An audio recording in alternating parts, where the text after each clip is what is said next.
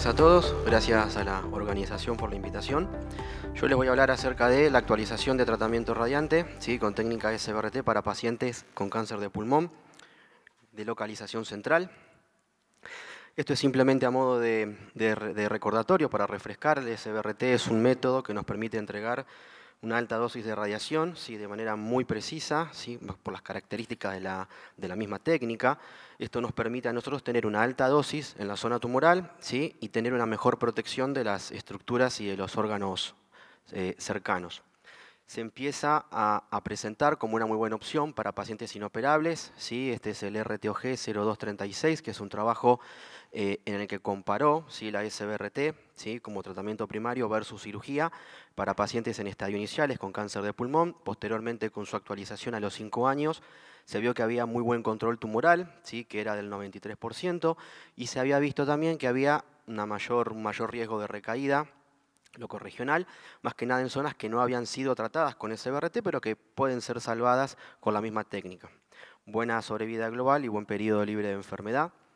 Y el año pasado, ¿sí? en esta misma conferencia, les hice comentario acerca de esta actualización, de esta publicación de Chang, ¿sí? Médico del MD Anderson, publicación en el Lancet, ¿sí? Del 2021, y también en ASCO de ese mismo año.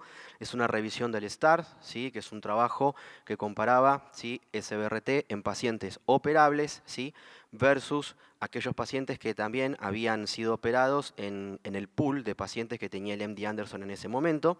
Encontraron que, comparando SBRT con la cirugía, había muy buena, ¿sí? Sobrevida global a los 3 y a los 5 años, y que no había una diferencia significativa entre ambas técnicas. Por lo tanto, la SBRT empezaba, ¿sí? A presentarse como un tratamiento de no inferioridad comparado con el gold standard, ¿sí? Que sigue siendo la cirugía para pacientes operables. También ellos encontraron de que había mayor riesgo de que haya recaída, ¿sí? Ganglionar, que tranquilamente podía ser salvada con SBRT. Por lo tanto, los pacientes operables, más que nada los borderline, ¿sí? Son los que también más se pueden beneficiar de este tipo de técnicas. Pero claro, por supuesto, todo tiene que ver con la localización del tumor, ¿sí? Entre otros factores también importantes. Y hay un concepto que hace algunos años se empieza a hablar, que es acerca de la centralización o de la ultracentralización de los tumores. Entonces, si nosotros, por ejemplo, trazáramos imaginariamente una línea a 2 centímetros, ¿sí? Más que nada de la tráquea, los bronquiofuentes y las estructuras mediastinales importantes, vamos a tener lo que se conoce como la no-fly zone, o sea, la zona donde uno tiene que tener mayor precaución a la hora de tomar la decisión terapéutica. Si la lesión se encuentra totalmente alejada de esta zona, ¿sí? Es totalmente periférico, no hay ningún tipo de inconveniente. Ahora, si la lesión, ya sea por su compromiso grosero o la expansión que nosotros hacemos, por ejemplo, el margen de seguridad, que es el PTB, están en contacto con esta línea punteada, se considera que la lesión es central. Directamente, si la lesión está en contacto directo con alguna estructura importante mediastinal, ya sea tráquea o ya sea bronquiofuentes y demás, es considerada como ultracentral. No hay un consenso a nivel mundial, ¿sí? que establezca realmente central y ultracentral. Simplemente esto es una definición que uno hace en base a los estudios y en base a los autores que han publicado hasta el momento. Obviamente, cuando la lesión es periférica, ¿sí? Es mayor cantidad de flujo de pacientes. Las lesiones centrales y ultracentrales, la verdad que son pacientes que tenemos un menor flujo, por lo tanto hay menos, ¿sí? Disponibilidad de trabajos publicados hasta el momento. Y voy a empezar hablando sobre uno que es uno de los más importantes, que es el que le abre la puerta, ¿sí? A lo que son a la SBRT en lesiones centrales, que es el RTOG 0813. Este trabajo, ¿sí? Que fue multicéntrico, ¿sí? Porque formaron parte 43 centros, tanto de Canadá como de los Estados Unidos, en el que se propuso determinar cuál es la máxima, ¿sí? Dosis máxima tolerable, la eficacia, ¿sí? Y la toxicidad del tratamiento de SBRT en este tipo de pacientes. En total fueron 120 pacientes, todos ellos en estadio inicial, todos con un buen performance status, lesiones menores a 5 centímetros, y utilizaron un esquema de escalonamiento de dosis de 5 fracciones, y la dosis iban de los 10 grays a los 12 grays. El seguimiento medio fue de 38 meses, y los órganos que ellos consideraron, los órganos más críticos, fueron el árbol bronquial y los grandes vasos. La hipótesis era de que si yo doy más dosis por fracción, por lo tanto voy a tener mejor control local y por lo tanto voy a poder tener mejor sobrevida libre de enfermedad y sobrevida global. Ellos encontraron de que en los últimos dos niveles, ¿sí?, de escalonamiento de dosis, el de 11,5 y el de dosis, no había realmente una diferencia en cuanto a control local, sobrevida global y sobrevida libre de progresión.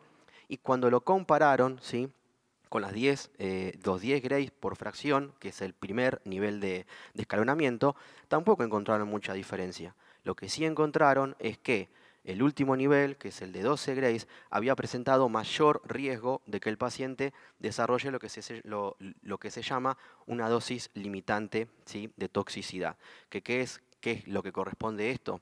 Es cuando el paciente tiene un 20%, hasta un 20% de desarrollar una toxicidad grado 3 o más. De hecho, fíjense ahí ustedes, en el último nivel, ¿sí?, el de 12 Grays, era el que mayor probabilidad de desarrollar toxicidad grado 3 o más había, y comparado con el primer nivel de escalonamiento, que fue el de 10 Grays, no presentaron ningún tipo de toxicidad grado 3 o más. Por lo tanto, en este trabajo, el RTOG, se establece la seguridad y la eficacia de las 5 fracciones de 10 Grays para este tipo de lesiones centrales. Entonces, ¿qué es lo que encontramos nosotros en la bibliografía? ¿Sí? Este es un review, ¿sí?, es una revisión sistemática, ¿sí?, publicado por Chen, ¿sí?, en 2019, en el cual, bueno, se hizo una revisión sistemática de los trabajos que hasta ese momento contábamos. En total fueron 10 los trabajos que cumplieron los criterios de inclusión, un total de 250 pacientes, la mayoría son trabajos de Canadá y Estados Unidos. Ellos encontraron que había una toxicidad media grado 3 que era cercana al 10%. Encontraron también que había 18 pacientes que habían desarrollado toxicidad grado 5 y de esos 18 pacientes, 11 habían tenido sangrado, que era uno de los síntomas más importantes. Ellos terminan concluyendo de que es fundamental la dosis que reciba, la dosis máxima que reciba, lo que son las estructuras mediastinales importantes, más que nada el árbol bronquial principal, así como también encontraron que el sangrado era común, ¿sí?, en aquellos pacientes que habían recibido concomitantemente bevacizumab o que habían estado en tratamiento con anticoagulantes. Pero claro, tanto el RTOG 0813 como esta revisión, más que nada se referencia a lesiones centrales. ¿Qué tenemos en ultracentrales? La verdad que tenemos poco en ultracentrales. Este es el Sunset, es un trabajo actualmente que se está desarrollando, es ongoing. Está encabezado por Meredith Giuliani, que es una médica de la Universidad de Ontario, en Canadá. También es un trabajo de escalonamiento de dosis para lesiones ultracentrales. Todos pacientes con cáncer de pulmón de células no pequeñas, con diagnóstico histopatológico, con lesiones menores a los 6 centímetros, ¿sí?, y de estadio inicial. El escalonamiento de dosis que ellos proponen es un nivel de evidencia, el primer nivel, el primer escalón, es de 60 Grays en un total de 8 fracciones, ¿sí?, y los últimos dos niveles de escalonamiento, ¿sí?, ya sean de 10 y de 12 Grays, no van a ser considerados en base a lo que habíamos visto con el RTOG, con el mayor riesgo de sangrado. El endpoint primario es determinar la dosis máxima tolerable para lesiones ultracentrales, y en este caso ellos se proponen, ¿sí?, como un 30%. ¿Cuál es la probabilidad del 30% de que los pacientes desarrollen una toxicidad grado 3 o más? ¿Sí? El objetivo secundario es el tiempo de progresión, así como también resultados en términos de sobrevida y calidad de vida. Van a utilizar también sus propias dosis de constraint, su propia dosis limitante. Y por otro lado, algo interesante que me parece que está bueno saber, es que paralelamente a este trabajo, se va a llevar a cabo también otro trabajo que tiene como objetivo y tiene finalidad medir la concentración de ADN tumoral en sangre luego de cada fraccionamiento que recibe el paciente. Y este es sin duda el trabajo más importante para lesiones ultracentrales, que es el HILUS, ¿sí?, que es un trabajo fase 2, también prospectivo, es un trabajo multicéntrico, nórdico, ¿sí? En total se reclutaron 65 pacientes que fueron divididos en dos brazos. Brazo A eran pacientes que tenían tumores a una distancia de 1 centímetro o menos del árbol bronquial principal, y el grupo B eran pacientes que tenían las lesiones a más de 1 centímetro. La dosis que utilizaron ellos fue de 56 Grays en 8 fracciones de 7 Grays cada una. El endpoint primario fue el control local a los 6, 12, 24 meses y el secundario toxicidad y sobrevida global. El control a los 2 años fue muy bueno porque fue de 83%, pero sí encontraron que hubo 22 pacientes que habían desarrollado una toxicidad grado 3 o más, de los cuales 10 habían desarrollado una toxicidad grado 5. Cuando hicieron el análisis, ¿sí?, entre ambos brazos para ver si había diferencia en el control local. La verdad que no hubo una diferencia significativa en cuanto al control local, teniendo en cuenta la dosis recibida, pero sí encontraron que de los pacientes que habían desarrollado toxicidad grado 5, el síntoma más común fue el sangrado, que estuvo presente en 8 pacientes.